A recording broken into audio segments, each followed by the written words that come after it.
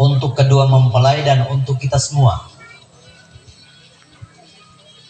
Di antara tujuan perkawinan adalah untuk melestarikan kehidupan umat manusia di permukaan bumi. Maka saya ingin mengawali tausiah sore hari ini dengan sebuah hadis Rasulullah Sallallahu Alaihi Wasallam. Rasulullah menyampaikan dalam hadis beliau, haqqul waladi ala walidihi salasun. Kewajiban anak dari kedua orang tuanya itu ada 3 macam. Atau kita balik, tanggung jawab orang tua terhadap anak itu 3. Insya Allah saudara Muammar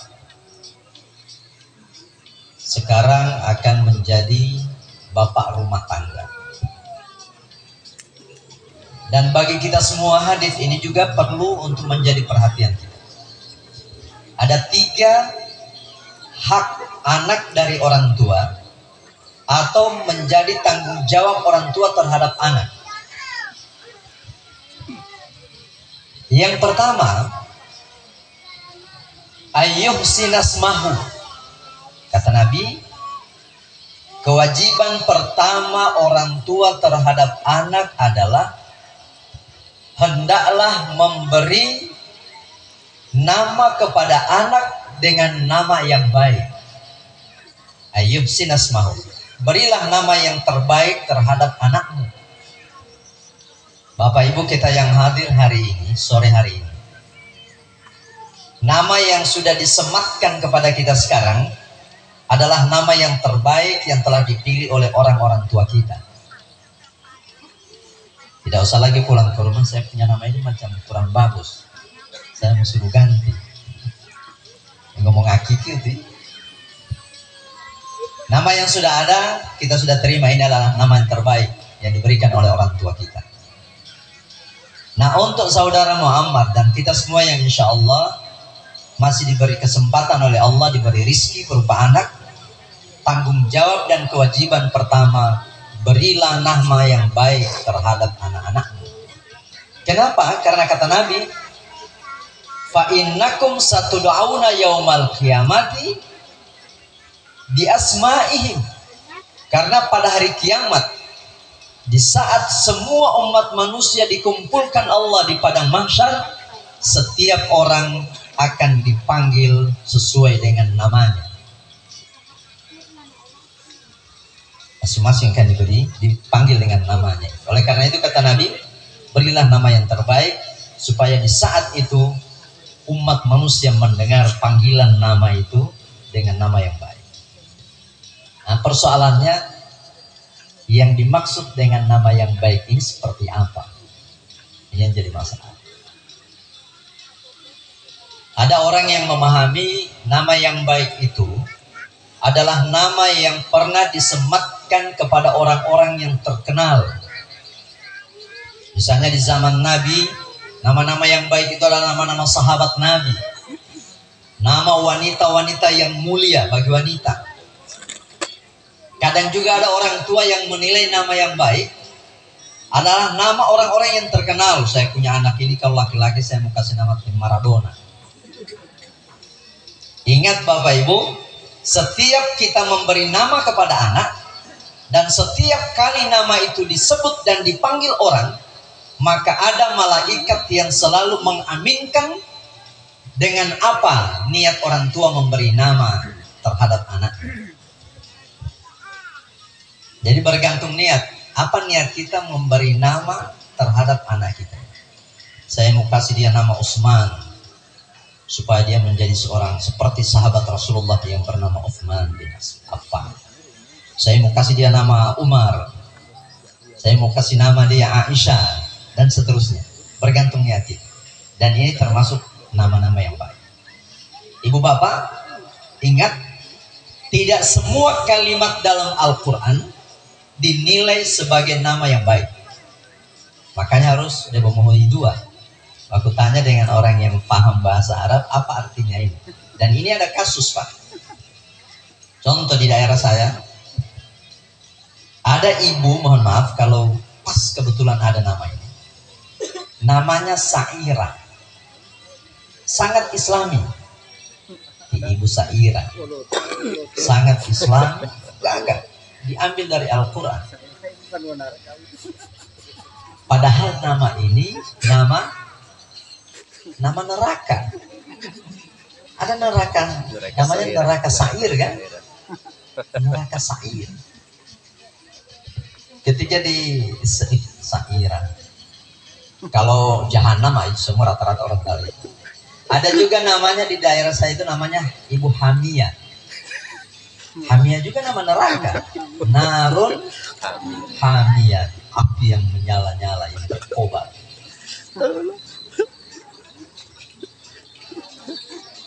Ada juga yang memberi nama anak dengan menggabungkan potongan nama suami dengan istri. Di Palu saya punya teman namanya Neis, perempuan. Ternyata itu gabungan dari nama ibunya, Ibu Neti, papanya Ismail. Karena ini anak pertama, digabunglah nama Ibu Neti dengan Ismail jadi Neis.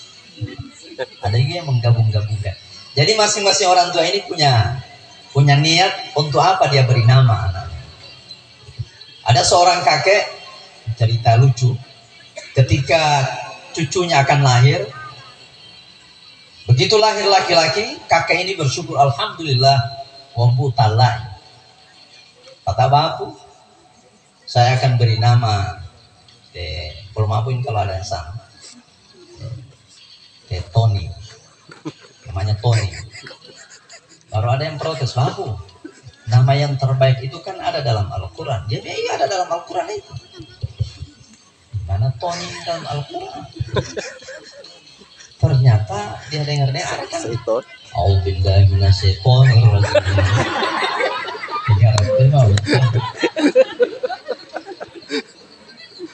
Jadi Bapak Ibu sekalian, silakan kita menilai. Tapi ingat, setiap nama anak dipanggil ada malaikat yang mengaminkan. Seperti apa niat orang tua memberi nama terhadap anak. Di sini alhamdulillah ini anak-anak santri dari Jabal Rahmah ya. Ini luar biasa insya Allah. Ini yang pertama. Yang kedua, kata Rasulullah, kewajiban orang tua terhadap anak adalah ayyu'allimahul kitab. Orang tua berkewajiban untuk mengajari anak tentang ilmu. Ini dimaksudkan orang tua bertanggung jawab bagaimana supaya anak-anak ini belajar. Dan ini alhamdulillah kita sudah lakukan. Kita masukkan anak-anak di sekolah, kita masukkan anak-anak di pondok pesantren. Ini adalah bagian dari tanggung jawab kita sebagai orang tua. Mengajari anak-anak ilmu. Kita sekolahkan mereka. Dan mereka ini alhamdulillah di sekitaran Bapak Ibu ada pondok pesantren Jabal Rahmah, dan di situ sudah banyak anak-anak yang tinggal dan belajar di situ. Ibu bapak, sampai ada yang mengatakan begini, ini bagi adik Muammar dan kita semua.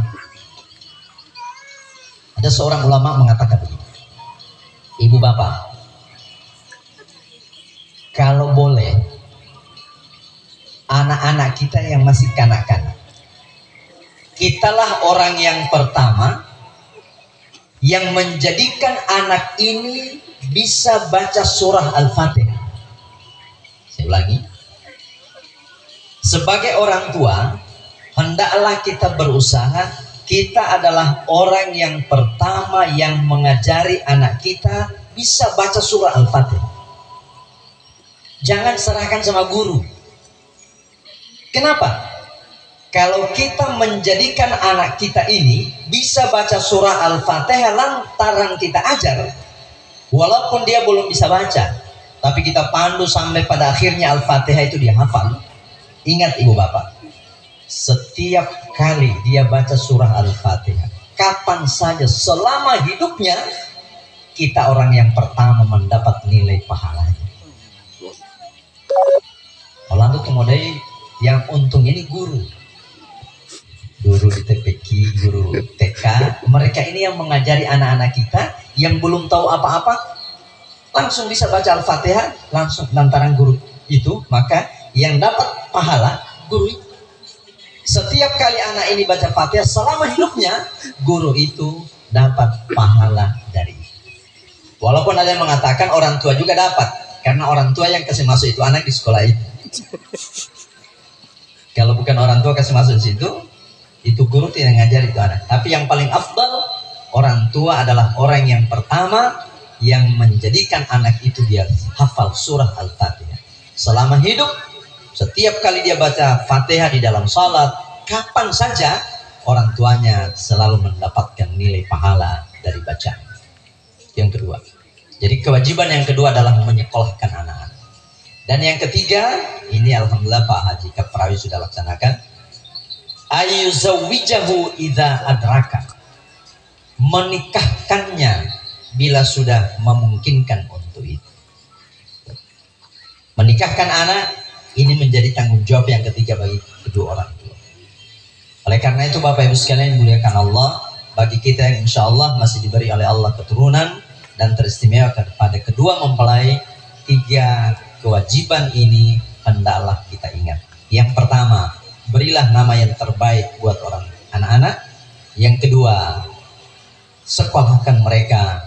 Dan yang ketiga, menikahkan mereka ketika mereka sudah menginjak dewasa. Ini poin pertama yang saya jelaskan. Hanya ada dua. Yang kedua, tadi MC dan kita semua sering dengar cerita tentang keluarga, selalu ada tiga kalimat yang terulang yang sering. Keluarga yang sakinah, kemudian mawaddah, dan rahmah. Ini bahasa Arab. Sedikit kita kaji dalam bahasa Arab ini. Sakinah itu dia dari akar kata sakana. Sakana itu diam, tenang, tentram.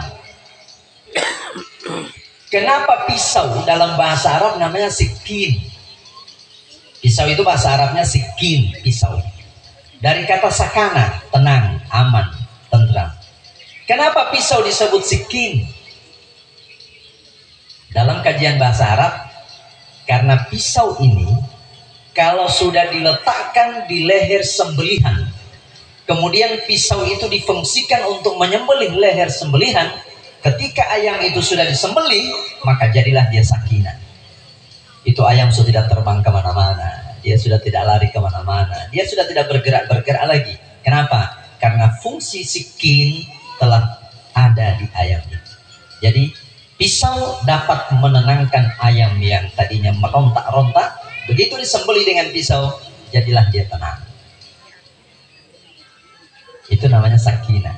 Jadi kalau mu'amar yang sebelum nikah tiap malam keluyuran kemana-mana, begitu sudah menikah, coba diam di dalam rumah. Mau kemana?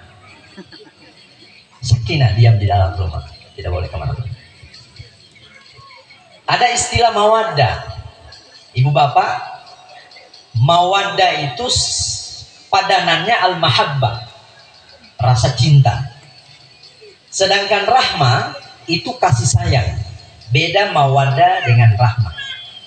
Nah sekarang saya mau ingin jawaban ibu-ibu, bapak-bapak. Yang gagah ini kalau ada yang jalan dengan pasangannya, ada suami, ada istri. Mawaddah itu rasa cinta. Nah sekarang pertanyaan saya ibu-ibu, perhatikan baik-baik, bapak-bapak. Apakah karena cinta kita pandang cantik pasangan kita? Bagi suami, karena kita cinta, maka istri kita lihat dia cantik. Nomor satu itu, saya ulangi. Karena cinta, maka saya lihat istri saya itu cantik.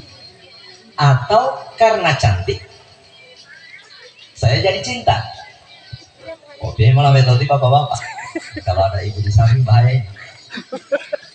Karena cinta saya lihat dia cantik, atau karena dia cantik saya jadi cinta. Kira-kira ibu-ibu mana yang bagus antara satu dua?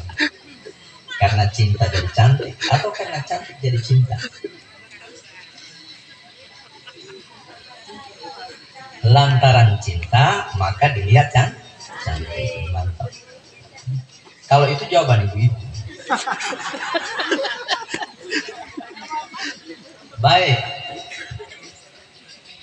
Karena cinta maka kita lihat dia cantik. Itu masih lebih baik ketimbang karena cantik muncul cinta. Kenapa? Karena cantik sifatnya nisbi, sementara. Berapa lama itu cantik? Lama kelamaan dia akan pudar. Kalau karena cantik lalu ada cinta, saat kecantikan mulai pudar, cinta pun mulai pudar bersama pudarnya cantik. Kalau dulu ketika masih pacaran cantiknya luar biasa, setiap ketemu tidak mau ketemu kecuali kalau sudah mandi berdandan, pakai lipstik, pakai bedak, pakai baju bagus, harum-harum. Setelah menikah 1-2 tahun yang bau minyak angin, daster di antang-antangan, ada duit itu di muka dan sebagainya. Kecantikan mulai pudar. Nah, kalau karena cantik lalu cinta, saat itu yakinlah ibu-ibu bahwa ternyata cinta suami saya mulai pudar sebagaimana pudarnya rasa, pudarnya cantiknya saya. Tapi kalau karena cinta nampak cantik bagi pasangan kita, ini lebih bertahan lama dari yang pertama. Dia lebih bertahan lama. Tapi ingat, mawaddah itu tidak selalu ada dalam kehidupan rumah tangga. Apa yang mempertahankan rumah tangga sampai Pak Haji Kafrawi bisa dengan anak-anak ini dan kita semua, bukan mawaddah, tapi yang mempertahankan kehidupan rumah tangga yaitu rahmah, kasih sayang.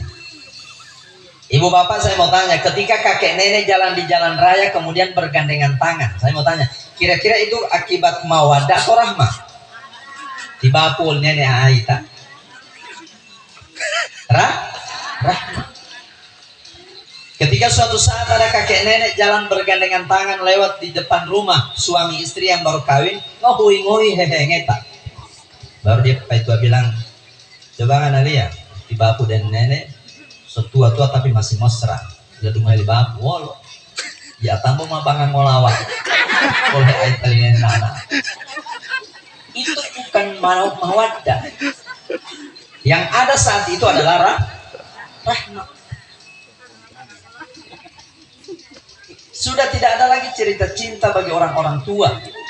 Yang ada adalah kasih sayang. Dan kasih sayang inilah yang mempertahankan rumah tangga kita sampai kakek nenek. Karena memang mawaddah itu tidak bisa bertahan lama. Oleh karena itu Bapak Ibu sekalian dimuliakan Allah, lewat mawaddah warahmah terbentuklah kehidupan rumah tangga yang sakinah, tentram, damai, penuh dengan kasih sayang dan cinta antara sesama. Tapi ingat, adik Muammar, tiada lautan yang sepi dari riak air, gelombang dan sebagainya. Tidak ada air, tidak ada lautan yang sepi dari gelombang. Persoalan kecil atau besar, riak itu pasti ada. Oleh karena itu, muatan-muatan pemahaman tentang kehidupan keluarga sakinah ini menjadi hal penting bagi adik Muammar beserta istri untuk selalu belajar dan belajar. Insya Allah kehidupan rumah tangga mereka berdua kita doakan menjadi rumah tangga yang benar-benar senantiasa dalam bimbingan dan lindungan Allah Subhanahu wa Ta'ala. Amin. Terakhir, saya berpesan kepada kedua orang tua dari kedua mempelai dan keluarga, walaupun anak-anak ini sudah lepas tanggung jawab dari kedua orang tua, tetapi bimbingan, arahan senantiasa hendaklah kita berikan. Kenapa? Karena mereka akan menjadi kehidupan yang sebelumnya belum pernah mereka lalui. Oleh karena itu orang tua selalu memberikan bimbingan atas tanggung jawab ini. Hadirin sekalian yang dimuliakan Allah, mungkin pesan-pesan ini yang boleh saya sampaikan lewat kesempatan ini, semoga ada manfaat. Dan insya Allah kita yang hadir sore hari ini, ingat tiada harapan yang terbesar yang diinginkan oleh kedua mempelai dan kedua orang tua dari kedua mempelai dan keluarga. Kehadiran kita yang sekian banyak, jangan lupa doa untuk kedua mempelai, dan doa ini yang diajarkan oleh Rasulullah Sallallahu Alaihi Wasallam dengan doa barakallahu laka wa baraka alaika wa jama'a bainakuma fi khair. Doa ini hendaklah kita berikan kepada kedua mempelai. Insya Allah dari sekian yang hadir ada satu lisan yang mengucapkan doa ini, lalu Allah terima doa kita semua dari lisan orang tersebut, maka tercapailah apa yang menjadi hajat keluarga untuk menghadirkan kita di sore hari ini. Kepada kedua mempelai semoga diberikan oleh Allah kehidupan yang sakinah, dibalut oleh mawaddah warahmah, diberikan dzurriyyah, keturunan anak yang saleh dan salihah yang dapat berbakti kepada kedua orang tua, agama, bangsa dan negara. Baik, kita tutup tausiah ini dengan doa, dan doa kita awali dengan membaca umul kitab. Al-Fatihatu ala hadhihi niyyah wa ala kulli niyatin salihah ila hadratin Nabi Mustafa Rasulillah sallallahu alaihi wasallam. Al-Fatihah. A'udzu billahi minasyaitonir rajim. Bismillahirrahmanirrahim. Alhamdulillahi rabbil alamin arrahmanir rahim maliki yaumiddin. Iyyaka na'budu wa iyyaka nasta'in ihdinas siratal mustaqim.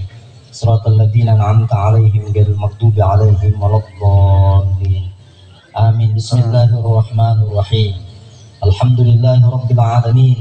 Allahumma salli wa sallim ala sayyidina Muhammad adada ma fi 'ilmillahi salatan daimatan bidawami mulkillah. Allahumma ja'al ijtima'ana ijtima'an marhuma waj'al tafarruqana min ba'dihi tafarruqan ma'suma wa la taj'al fina shaqiyyan wa la mahruma. Allahumma alif bainahuma kama alafta baina Adama wa Hawa wa alif bainahuma kama alafta baina Ibrahim wa Sarah wa alif bainahuma kama alafta baina Musa wa Safura wa alif bainahuma kama alafta baina Yusuf wa Zulaikha wa alif bainahuma kama alafta baina nabiyyina Muhammadin sallallahu alaihi wasallam wa Khadijah al-Kubra wa Aisyah ar-Ridha. Allahumma arzuqhuma rizqan katsiran halalan tayyiban mubarakan jamilan wa ilal khairi qarribhuma wa 'anil syarri ab'idhuma bi rahmatika ya arhamar rahimin. Rabbana hab lana min azwajina dhurriyyatina qurrata a'yun waj'alna lil muttaqina imama. Rabbana atina fid dunya hasanah wa fil akhirati hasanah wa qina adzabannar. Wa sallallahu ala sayyidina Muhammad wa ala alihi wa sahbihi wasallim. Subhana rabbika rabbil izzati amma yasifun wa salamun alal mursalin walhamdulillahi rabbil alamin.